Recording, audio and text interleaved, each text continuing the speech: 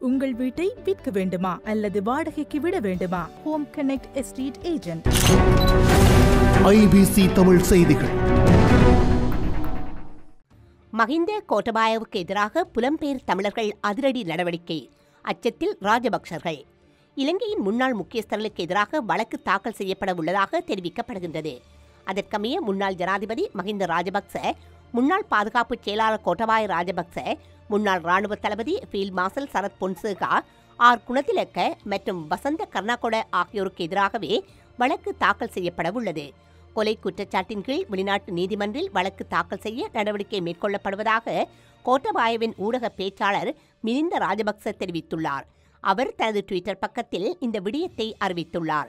America மற்றும் பிரித்தானியாவில் உள்ள புலம்பெயர் தமிழ் சட்டத்தரணிகள் குழுவினால் வழக்கு தாக்கல் செய்யப்பட உள்ளதாக அவர் குறிப்பிட்டுள்ளார். ஏற்கனவே ராஜபக்சர்களுக்கு எதிராக போர்க்குற்றச்சாட்டுகள் சர்வதேச நீதிமன்றில் முன்வைக்கப்பட்டுள்ளன. இந்நிலையில் புதிதாக தொடுக்கப்படவுள்ள வழக்குகள் ஆபத்தாக முடியும் என ராஜபக்சர்கள் அச்சம் கொண்டுள்ளதாக தெரிய வருகின்றது.